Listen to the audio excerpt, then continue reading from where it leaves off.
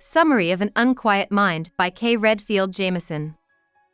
In An Unquiet Mind, a well-known expert and Johns Hopkins professor of psychiatry Redfield Jamison talks about how she has dealt with manic-depressive disease her whole life. Through love, school, and self-reflection, the book tells the story of her journey to understand her own mind better. In the first part of her autobiography, Jamison talks about her youth near a Washington, D.C. Air Force Base. Her father was a friendly and outgoing Air Force pilot and meteorologist, and her mother was a quiet housewife. They encouraged Kay's early interest in medicine, and she volunteered as a candy striper at a nearby hospital. When Kay was a teenager, her moods became more unstable and hard to control. But after a scary trip to a nearby mental hospital, she was too afraid to tell anyone what she was going through. Kay's father left the Air Force and moved the family to California when she was 15 years old.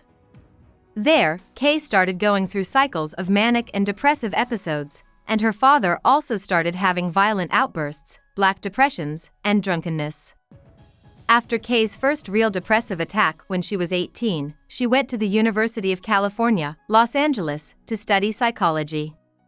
Her feelings kept going up and down, which scared her and kept her from studying. She kept up looks, though, and even got a job as a study assistant in the lab of one of her psychology professors. After getting her bachelor's degree and marrying a sensitive and beautiful French artist, Kay chose to keep studying and started in the doctoral program in psychology at UCLA. She handled people whose symptoms were similar to her own and studied mental and mood illnesses, but she still didn't believe what her symptoms meant. In part 2, Kay talks about how she slowly went crazy during her first few years as an assistant professor of clinical psychology at UCLA. During mania, Kay was more productive, had a lot of confidence, had strong sexual desire, felt a lot of joy, and had a cosmic sense that everything in her life made sense.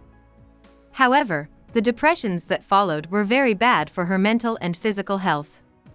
Kay's marriage was falling apart, and her crazy spending caused her money problems. Her brother helped her and gave her money. Someone worried about Kay and her work at UCLA started to understand what she was going through. He suggested she see a therapist and start taking lithium, which is a strong mood stabilizer.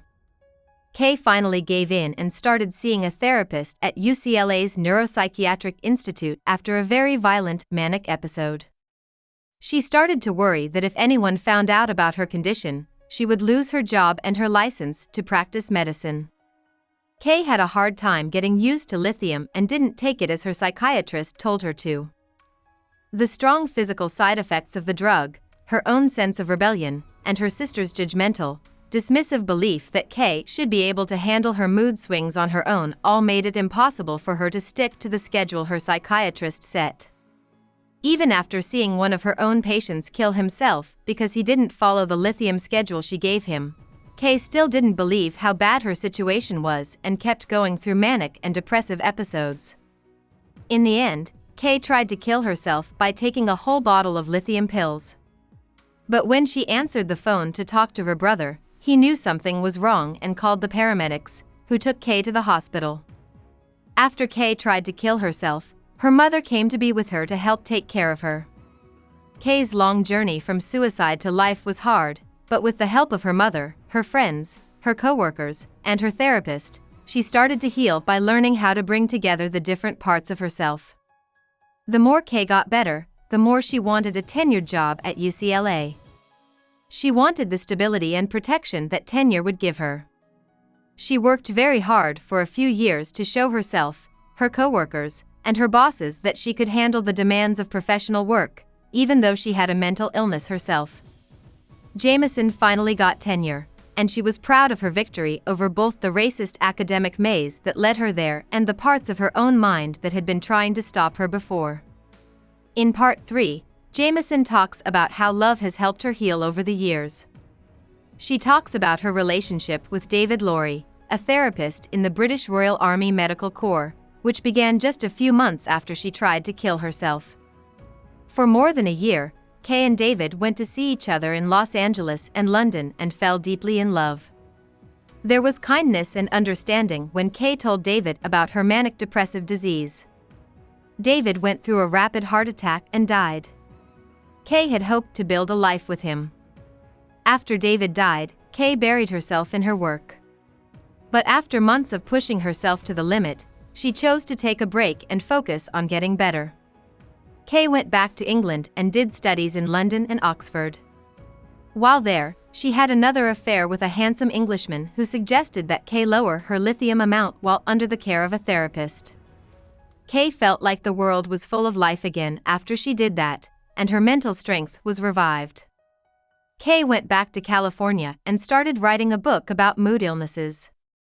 She didn't want to include her own experiences in the project, though.